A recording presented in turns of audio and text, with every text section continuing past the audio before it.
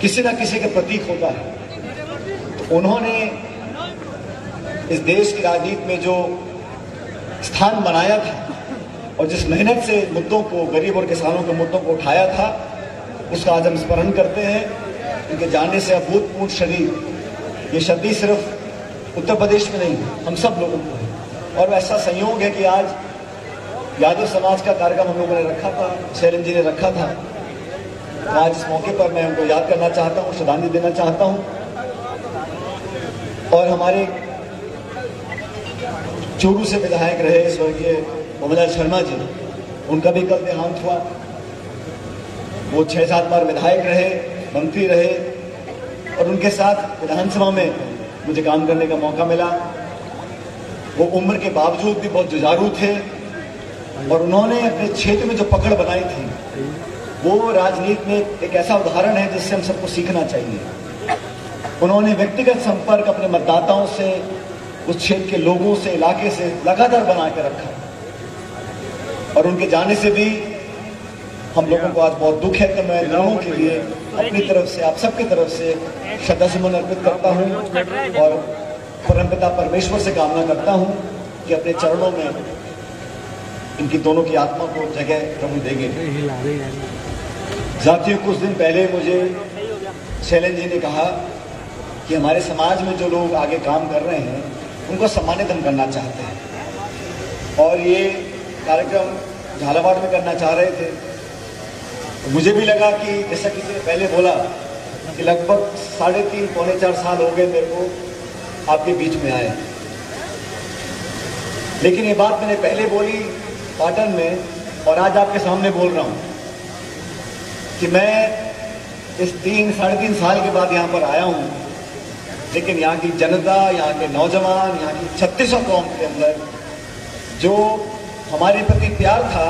वो 4 गुना बढ़ गया है। जहां पहले था वो 4 गुना बढ़ गया और मैं कभी भूल नहीं सकता हूं, भारत की इस धरती ने, झालावाड़ ने, कोटा, बाराबूंदी, इस पूरे इलाके के यहाँ के लोगों ने हमेशा हमारा साथ दिया। मुझे याद है जब बीजेपी की सरकार थी, वसुंधरा जी यहाँ मुख्यमंत्री थी, तो हमारे सोयाबीन के किसान, सरसों के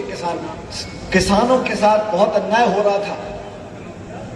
और हमने एक बीड़ा उठाया कि 12 से झालावाड़ हम एक पैदल यात्रा करेंगे, एक किसान न्याय यात्रा निकालेंगे। मुझे भली भांति याद है वो यात्रा जब निकाली थी हम लोगों ने तो अपार जन समर्थन हमारे साथ आया, हमारे पैरों में छाले पड़ गए थे, लेकिन लोगों ने देखा कि वो दल है, ये वो नेता है जो हमारे साथ खड़ा होना जानते हैं। हमने किसानों के आवाज को उठाया, हमारी मांगों को मनवाया। केंद्र में भाजपा की सरकार थी, राजस्थान में भाजपा की सरकार थी, लेकिन बावजूद उसके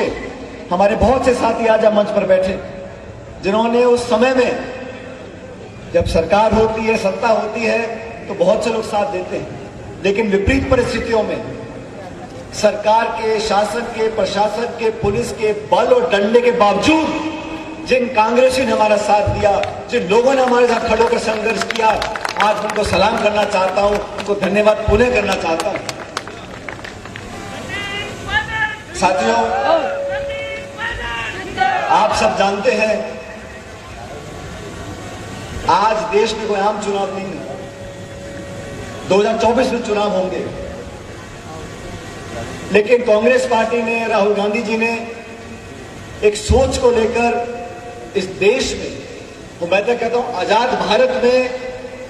इस प्रकार की यात्रा अगर किसी ने निकाली है तो वो कांग्रेस और राहुल गांधी जी ने निकाली है, जिसके शुभारंभ में कन्याकुमारी में हम लोग गए थे। आप सब जानते हो भारत जोड़ो जो यात्रा निकल रही है वो किसी के खिलाफ नहीं, वो पक्ष में है, वो लोगों के अंदर प्यार मोहब्बत बढ़ाने के पक्ष में है, वो किसानों को न्याय दिलाने के पक्ष में है, वो बेरोजगारी को खत्म करने के पक्ष में है,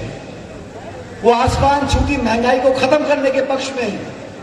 आपस में जो द्वेष की भावना बढ़ गई है, जो टकराव पैदा हो गया है, जो आपस में सामाजिक एक टेंशन पैदा करने का काम जो ताकतें करती हैं, वो